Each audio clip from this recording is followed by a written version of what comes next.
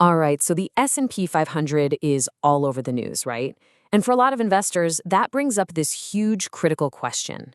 Looking at the market right now, is this a smart time to invest or should you wait? Let's dig in and see what the data actually suggests. And yeah, this is really the heart of it, isn't it? This classic dilemma. Do you jump in now because you've got that fear of missing out on the next big run up, or do you play it safe, stay on the sidelines, worried that a big drop is just around the corner?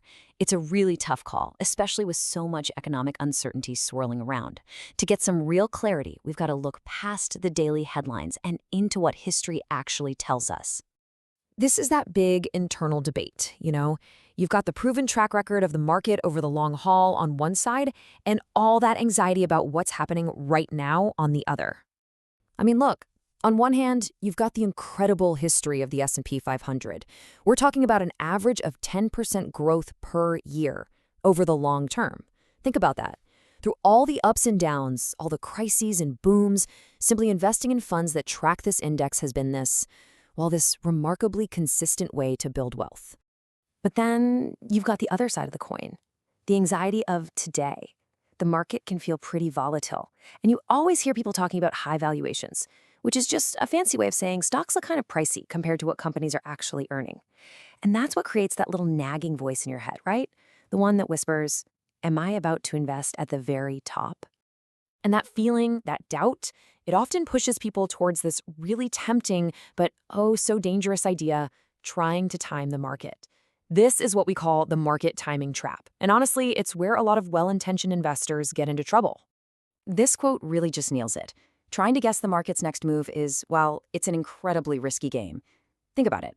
If you pull your money out and the market suddenly takes off, you miss all those gains. If you jump in right before a big dip, you've just locked in your losses.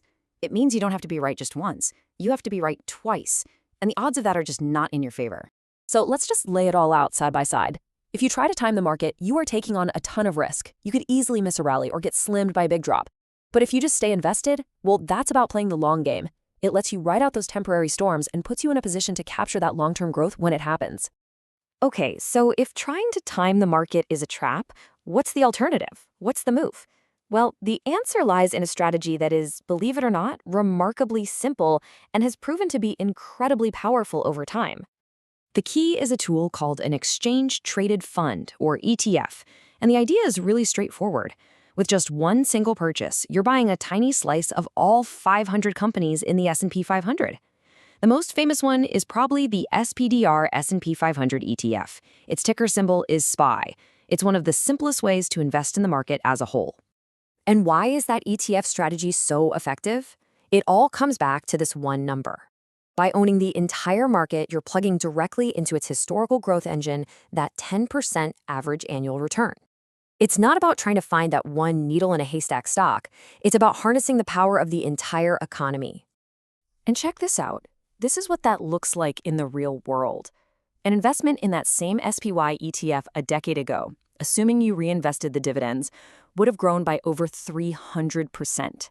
That's the tangible result of just staying the course instead of trying to dance in and out of the market.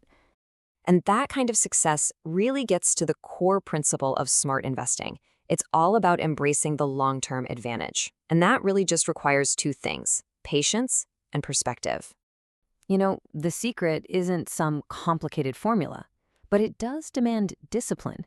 It boils down to a few key ideas. Be patient. Learn to ignore the day-to-day news cycle. Focus your attention on a 10 or even a 20-year time frame. And maybe most importantly, just stay the course, especially when the market feels shaky. So here's the crucial point. When you zoom out and look at a chart that covers 10 or 20 years, a scary downturn that lasts for months, well, it can end up looking like just a tiny little blip. A short-term crisis might feel like the end of the world at the time, but in the grand scheme of things, perspective is everything. So in the end, it all comes down to this one question you have to ask yourself. Is your investment plan built for the next 10 times days or for the next 10 years? Because how you answer that changes everything. And as history has shown us again and again, time is the single greatest advantage an investor has.